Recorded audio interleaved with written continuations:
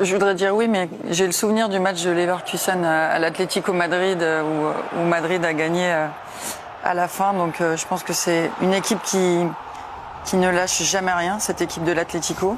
Le Real Madrid a évidemment des joueurs extraordinaires qui sont capables de marquer des buts extraordinaires, mais Alvarez l'a montré aussi en répondant à Rodrigo sur ce match avec cette frappe magnifique. C'est un match qu'on attend évidemment tous, avec des styles de jeu un petit peu différents. J'ai trouvé l'Atlético très bon sur ce match face au Real, mais grâce encore à des exploits comme la Brahim Diaz, ils se sont inclinés. Donc qu'est-ce qui va faire la différence ? On va le savoir dans 2 jours, mais on a hâte d'y être. Hein. Voilà, on a un collectif qui lâche rien, on le sait, dans un stade qui va être incroyable. Le problème, c'est que la pièce tombe toujours du mauvais côté pour eux quand ils rencontrent le Real. Et en plus, c'est une sale semaine pour l'Atlético. Louis va peut-être nous le confirmer. Louis Vix, vous êtes à Madrid. D'abord, où est-ce que vous êtes exactement ? Vous voyez votre image derrière avec des maillots, des cadres, vous êtes où ? Il est au restaurant comme d'habitude. Voilà, je vous le dis. Ouais, Bertrand, vous êtes bien placé pour savoir qu'il est un peu tôt quand même pour manger en Espagne. C'est plutôt l'heure de l'apéritif et nous sommes chez Mendes. Alors non pas chez Jorge Mendes, le célèbre agent portugais, non, c'est un Mendes comme il en existe beaucoup évidemment en Espagne. C'est le lieu d'une peña très connue de l'Atlético de Madrid qui attend évidemment cette rencontre et cette semaine décisive. Vous en parliez, Eric, 2 défaites la semaine dernière. Ce n'était pas arrivé cette saison depuis le mois d'octobre face au Real et surtout défaite plus surprenante hier sur la pelouse de Retafe alors que les Colchoneros menaient 1-0 à 2 minutes de la fin. Et là, il y a 2 rendez-vous très importants. Ce match retour, donc mercredi, avec 72 000 personnes qui vont pousser très fort. Et la réception du Barça dimanche. Il n'y a qu'un point d'écart au classement entre les 2 équipes. Vous qui en parliez tout à l'heure, Geoffroy, pourquoi est-ce que cet Atlético plutôt n'y arrive jamais contre le Real ? Parce que le Real y croit plus. C'est la légende du club. Mais clairement, à chaque fois, écoutez, ça s'est joué à rien. Alors, je ne veux pas monter en 59, une demi-finale avec match d'appui, mais 2014, rappelez-vous, l'Atlético est à 50 secondes de gagner la Ligue des Champions. Et quand Modric, cette de Ramos, on la connaît. L'année suivante, pareil, le Real se qualifie à la 88e minute. L'année d'après, finale, tir au but, avec Griezmann qui rate un penalty durant le temps réglementaire. On n'y peut rien, c'est comme ça, c'est de la rage du Real qui gagne tout le monde et malheureusement emporte l'Atlético. Mais, il faut toujours une première fois, on est d'accord ? Donc, il n'y a rien, il y a un tout petit écart, ça peut être demain soir. Bertrand est d'accord avec vous. Ouais, je suis parfaitement d'accord. Et par rapport à la question que vous posiez tout à l'heure à Gaëtan, moi je pense qu'ils ont pas fait ils ont fait le minimum. Ils ont pas fait l'essentiel, ils ont fait le minimum de gagner leur match aller. C'était pas un énorme match par rapport au prestige des 2 équipes et à ce qu'elles sont capables toutes les 2 de produire. Le Real est pas exactement une équipe encore. Il y a des individualités qui brillent.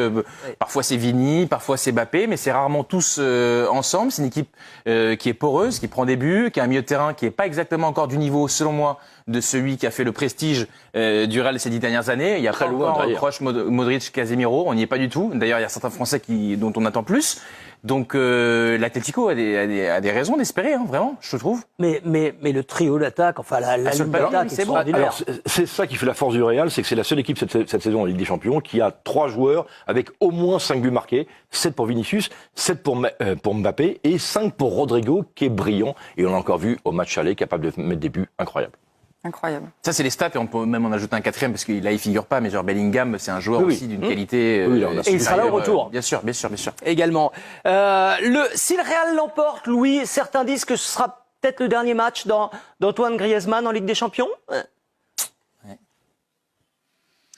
Oui, c'est effectivement probable et c'est vrai qu'aujourd'hui à Madrid, on parle de plus en plus d'un départ dès cet été en MLS. Si d'aventure, par exemple, le club de Los Angeles où évolue Olivier Giroud et Hugo Lloris venait à lui proposer un contrat, on sait qu'il a les cartes en main pour activer sa clause qui lui permettra d'évoluer une saison de plus à Madrid. On sait aussi que s'il remporte un titre, quel qu'il soit, et notamment on pense à la Liga qu'il n'a jamais remporté, c'est une incongruité ici de voir un joueur d'Antoine Griezmann, meilleur buteur de l'histoire de l'Atlético, ne pas avoir remporté le championnat d'Espagne. Donc c'est peut-être effectivement le dernier match de sa carrière en Ligue des Champions. C'est d'ailleurs la raison de notre présence dès aujourd'hui avec Lino Jaffery à Madrid. On est dans un endroit où Antoine Griezmann a laissé des traces, a offert sa chaussure par exemple après un match à la Peña. Il y a des maillots un petit peu partout. On a essayé de mieux comprendre, et vous le verrez dans les heures qui arrivent sur les différentes antennes du groupe, ce que représente vraiment Griezmann ici, par exemple par rapport à ce que représente Zinedine Zidane ou Karim Benzema au Real Madrid. Merci Louis, vous disiez pendant que Louis parlait, il est quand même un petit peu moins bon. Alors c'est vrai qu'à l'aller, un seul tir au Parc des Princes. Au Parc des Princes. Non, à Bernabéu. Mais à Bernabéu. Ouais, je suis focalisé sur PSG-Liverpool. Je trouve qu'il met moins d'empreintes sur les matchs que ce n'était le cas auparavant, parce que voilà, il est au crépuscule de sa carrière. C'est un joueur qui a beaucoup donné, qui s'est jamais dépensé, c'est un euphémisme, et il est toujours capable de fulgurance, parce que son pied gauche, il l'aura éternellement. J'ai souvenir d'un but qu'il a mis cette année en Liga avec un lob absolument merveilleux en fin de match. Il est capable de fulgurance, de coup d'éclat, mais je le vois plus comme le métronome, le baromètre du jeu de l'Atlético qu'il était. Je trouve que Alvarez dimensionne davantage le jeu de l'Atlético que c'est le cas de Griezmann. Ça se trouve marquer un but sur demain, un ballon. Mais sur un ballon capable, contre Leipzig, contre le PSG, pour le coup, Parc des Princes au match aller, toujours c'était. Et puis, il a comme des stats honorables, cette saison, c'est comme 16 buts, 8 passes D. Bon, pour un joueur certes. Oui, mais il va pas partir comme ça, Gaëtan. Moi, je le trouve très bon. Je le trouve très bon parce que je trouve qu'il permet à l'Atlético d'avoir un équilibre. Donc vous n'êtes pas d'accord avec Bertrand? Non, je suis pas d'accord avec Bertrand, mais je comprends. Aussi bon qu'avant. Je comprends ce que tu veux dire dans le sens où il est peut-être moins décisif dans les passes, dans les buts, mais je trouve que dans l'équilibre. Moi, c'est sur la globalité du match même, c'est pas ton les stats. Ok, bah alors. Moi, on a le droit de pas être d'accord. Je suis pas d'accord avec toi. Mais c'est pas grave. Non, je trouve vraiment qu'il est impactant et au milieu de terrain, en fait, son placement et ses déplacements sans le ballon permettent à son équipe de jouer. Mais c'est des choses auxquelles je fais plus attention, mais je trouve que, et d'ailleurs, son entraîneur en a parlé il y a pas longtemps, c'est un joueur qui est ultra intelligent, ultra polyvalent et il fait jouer les autres. Et en fait, il rend les autres meilleurs, de mon point de vue. Donc il restera la clé du match ou l'une des clés du match. Pour moi, oui.